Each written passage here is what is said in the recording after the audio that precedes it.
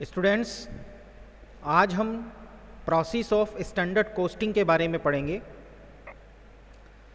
Last time मैंने आपको बताया था कि स्टैंडर्ड कोस्टिंग एक मैनेजरियल टेक्निक है जिसके थ्रू हम अपने प्रोडक्शन और अपनी कोस्ट को कंट्रोल कर सकते हैं और उसमें जो रिसोर्सेज वेस्ट हो रहे हैं या जिन कॉजेज़ की वजह से हमारी जो कोस्ट है वो ज़्यादा आ रही है, उन रीजन्स को हम ढूंढकर उन्हें रिमूव कर सकते हैं।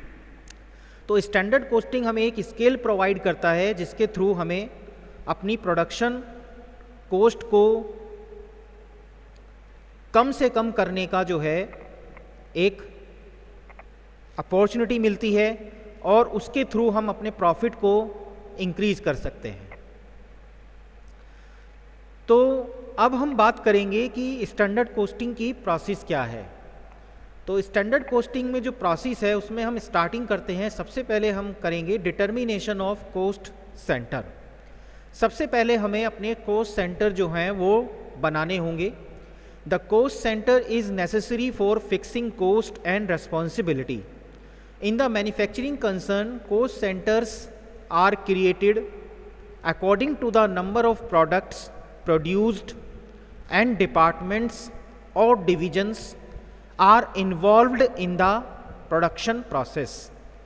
सबसे पहले क्या होता है कि हम इसमें रेस्पॉन्सिबिलिटी फिक्स करने के लिए, और कंपनी अगर बहुत सारे प्रोडक्ट बना रही है, डिफरेंट टाइप के जो हैं वहाँ पर डिपार्टमेंट काम कर रहे हैं, तो वहाँ पर हर एक डिपार्टमेंट वाइज, हर एक प्रोडक्ट वाइज हम एक अलग अलग कोस्ट सेंटर क्रिएट कर देते हैं जिनकी रेस्पॉन्सिबिलिटी होती है कि वो कोस्ट जो है, स्टैंडर्ड कोस्ट जो है वो फिक्स करेंगे किसी भी प्रोडक्ट को बनाने की, और उसमें जो भी कॉजेज़ आएंगे जब एक्चुअल प्रोडक्शन होगा तो उसमें जो भी वेरिएशन आएंगे उनके लिए वो रेस्पॉन्सिबल भी होंगे। यानी वो ये बताएंगे कि ये वेरिएशन क्यों आए हैं, किन रीज़न की वजह से आए हैं और इन्हें रिमूव करने के लिए उन्होंने क्या क्या किया है।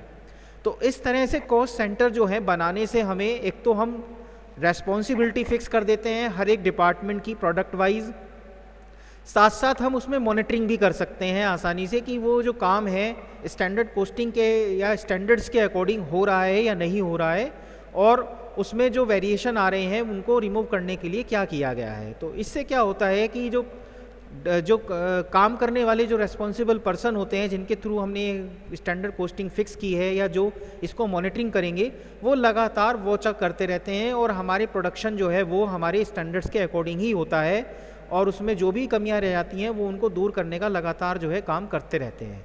तो इससे क्या होता है, हमारी प्रोडक्शन कॉस्ट कंट्रोल रहती है। तो सबसे पहला काम हम जो बनाएंगे, हम जो करेंगे वो इस्टेब्लिश करेंगे कोस्ट सेंटर्स को बनाना। सेकंड इसमें जो थिंग है वो है क्लासिफिकेशन ऑफ अकाउंट्स। जिस तरह से हम फाइनेंशियल अकाउंटिंग में अलग अलग क्लासिफिकेशन करते हैं, अलग अलग अकाउंट्स प्रिपेयर करते हैं अलग अलग पर्टिकुलर आइटम्स के बारे में जानने के लिए, जैसे क्रेडिटर्स अकाउंट अलग बनाते हैं, क्रेडिटर अकाउंट अलग बनाते हैं, एसेट अकाउंट अलग बनाते हैं, उनका अपना अपना रोल होता है। एसेट अकाउंट एसेट्स की पोजीशन शो करता है, डेटर अकाउंट डेटर्स की पोजीशन शो करता है। उसी तरह से जब कोस्ट अकाउंटिंग में जो है, हम जब कोस्ट की अकाउंटिंग करते हैं तो वहाँ पर भी हम अपने अकाउंट्स का जो है क्लासिफिकेशन करते हैं, जिसके थ्रू हमें पता चलता है कि किस पर्टिकुलर आइटम में कौन सी कोस्ट जो है कितने % आ रही है, और उसको कैसे जो है हमें वहाँ पर उसको अकाउंट में उसकी एंट्री करनी है। तो इसके लिए हम वहाँ क्लासिफिकेशन करते हैं। The cost are incurring at various stages of production process. अलग अलग प्रोडक्शन प्रोसेस पे अलग अलग कोस्ट आती है। जैसे जब मटेरियल प्रोडक्ट बनाने के लिए शुरू होता है तो सबसे पहले मटेरियल डलता है, मटेरियल की कोस्ट उसमें जुड़ती है। उसके बाद उसको बनाने वाली लेबर की कोस्ट उसमें जुड़ती है। इसके बाद उसमें जो फैक्ट्री जिसमें काम हो रहा है उसके फैक्ट्री के एक्सपेंसेस जुड़ते हैं। जब वो फैक्ट्री से बन करके गोडाउन में पहुंच जाता है तो वहाँ गोडाउन के एक्सपेंसेस, सेलिंग के एक्सपेंसेस, ऑफिस के एक्सपेंसेस, ये सब एक्सपेंसेस ऐड होते हैं। तो जैसे जैसे प्रोडक्शन जो है वो होता रहता है उसी तरह उसमें एक्सपेंसेस जो है धीरे धीरे ऐड होते चले जाते हैं। तो ये एक्सपेंसेस किस स्टेज पे ऐड हो रहे हैं, कितने ऐड हो रहे हैं, इनके लिए हमें अलग अलग अकाउंट्स का क्लासिफिकेशन करने की ज़रूरत पड़ती है ताकि हमें पता चले कि किस एक्सपेंसेस का कितना वेटेज जो है प्रोडक्शन कॉस्ट में आ रहा है। और फिर उसके हम स्टैंडर्ड फिक्स करते हैं कि उसका जो प्रोडक्शन में स्टैंडर्ड है या जो स्केल है वो ये होना चाहिए। अब अगर एक्चुअल में उससे ज़्यादा आता है या कम आता है तो हम उसको पकड़ सकते हैं, उसमें जो वेरिएशन आए हैं उन्हें फिर हम ढूंढ कर उन्हें रिमूव कर सकते हैं। तो इसके लिए बहुत ज़रूरी है कि हम अपने अकाउंट्स का क्लासिफिकेशन करें। These costs should be recorded properly for accurate calculation of total cost incurred. Hence, there is a need of classification of accounts of cost control under the standard costing system. इसीलिए हम इसमें जो है accounts का classification करते हैं ताकि हम अपनी कोस्ट को कंट्रोल कर सकें। अलग अलग ओवरहेड, अलग अलग एक्सपेंसेस के लिए अलग अलग अकाउंट्स ओपन करके उनकी एंट्री उनमें की जाती है ताकि ये पता चलता रहे कि किस प्रोडक्ट के लिए कितनी कोस्ट जो है पर यूनिट आ रही है।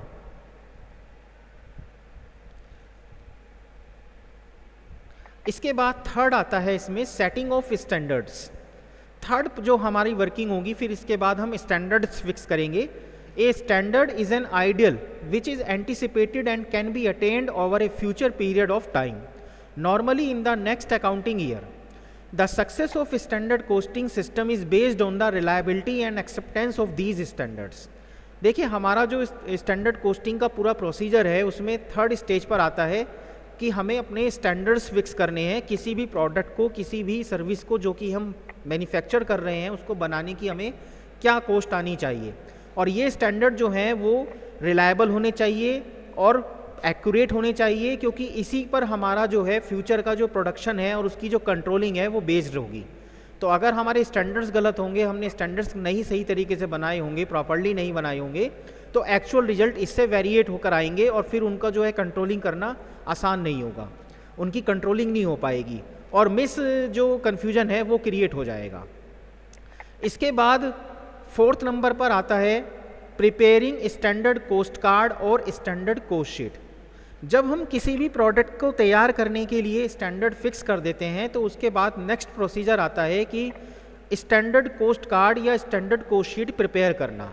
स्टैंडर्ड कोस्ट शीट जो है एक तरह का प्री डिटर्मिनेटेड डाटा होता है, एस्टिमेटेड डाटा होता है, जिसके बेसिस पर हम किसी भी प्रोडक्ट को बनाने की क्या कोस्ट पड़ेगी वो हम पहले से फिक्स कर देते हैं। उसकी एक कोस्ट जो है उसकी अलग अलग हम डिटर्मिनेट करके उसका एक पूरा प्रॉपर कोस्ट शीट बना देते हैं कि ये जो है इस प्रोडक्ट को बनाने की कोस्ट इस तरह से जो है पर्टिकुलर हेड से ये आएगी।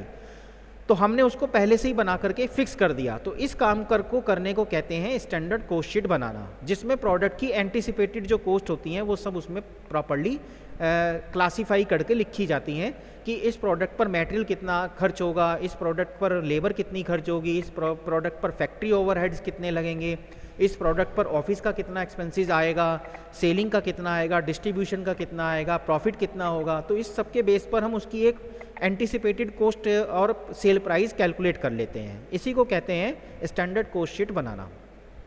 जब हम स्टैंडर्ड कोस्ट कार्ड या स्टैंडर्ड कोस्ट शीट प्रिपेयर कर लेते हैं तो उसके बाद फिफ्थ स्टेप होता है इसमें organisation of standard costing. A committee is formed to set the standards. If so, the objectives of standard costing system can be easily achieved. इसके बाद लास्ट काम होता है कि जो स्टैंडर्ड कोस्टिंग होती है उसके लिए एक कमेटी होती है जिसके पास ये स्टैंडर्ड कोस्ट कार्ड और कोस्ट शीट जो है रखे जाते हैं और उनके बेसिस पर वो कमेटी स्टैंडर्ड्स फिक्स करती है कि किस स्टैंडर्ड्स के अकॉर्डिंग क्या काम होना चाहिए। उसमें अगर कुछ चेंजेस हैं तो वो चेंज कर देते हैं और उसके बाद वो एक स्टैंडर्ड फिक्स कर देते हैं। इसी स्टैंडर्ड के बेसिस पर आगे फ्यूचर में टारगेट्स अचीव किए जाते हैं, फर्म के ऑब्जेक्टिव अचीव किए जाते हैं। और जिन ऑब्जेक्टिव्स को फर्म पूरा नहीं कर पा रही है, जो नहीं अचीव हो पा रहे हैं, उनके कॉजेज ढूंढकर उन्हें कैसे पूरा किया जाए, उनमें जो लूप होल्स हैं वो कैसे रिमूव किए जाएं, इस पर फिर जो है मैनेजमेंट काम करता है। तो इस तरह से जो है स्टैंडर्ड कोस्टिंग का प्रोसीजर जो है फॉलो होता है। इसमें सबसे पहले जो है डिटर्मिनेशन ऑफ कॉस्ट सेंटर आते हैं। सबसे पहले हम कॉस्ट सेंटर प्रिपेयर करते हैं, उसके बाद हम अपने जो कोस्ट की जो कोस्ट का क्लासिफिकेशन करते हैं कि कोस्ट कौन सी एंट्री, कौन सी जो है पर्टिकुलर हेड कौन से अकाउंट्स में नोट किया जाएगा, उसको लिखा जाएगा। उसके बाद हम उसके बाद सेटिंग ऑफ स्टैंडर्ड, यानी जो स्टैंडर्ड्स हैं वे सेट करते हैं किस पर्टिकुलर आइटम के लिए क्या जो है पर्टिकुलर एक्सपेंसेस होना चाहिए। और उसके बाद हम उन्हीं के बेसिस पर एक स्टैंडर्ड कोस्ट शीट तैयार कर देते हैं जिसमें प्रोडक्ट की टोटल कॉस्ट लिखी होती है, किस किस हेड से कितनी होगी और उसमें उसका जो है क्या सेलिंग प्राइस होगा, क्या हमारा प्रोजेक्टेड प्रॉफिट होगा। फिर उसके बाद ये जो रिपोर्ट है वो स्टैंडर्ड फिक्सिंग कमेटी है उसके सामने रखी जाती है। वो उसके बेसिस पर स्टैंडर्ड जो है फिक्स कर देते हैं, सेट कर देते हैं। जो कोई इसमें चेंज होता है वो चेंज वगैरह करके, और इसके बाद जो है उन स्टैंडर्ड्स को अप्लाई कर दिया जाता है। और उसके बाद एक्चुअल रिजल्ट से उनका कंपैरिजन करके देखा जाता है कि हमारा जो वर्किंग है वो स्टैंडर्ड्स के अकॉर्डिंग हो रहा है या नहीं हो रहा है, और उसमें कोई कमी है तो वो कैसे जो है कैसे आई है और उसको कैसे रिमूव करना है। तो इस तरह से ये प्रोसीजर है।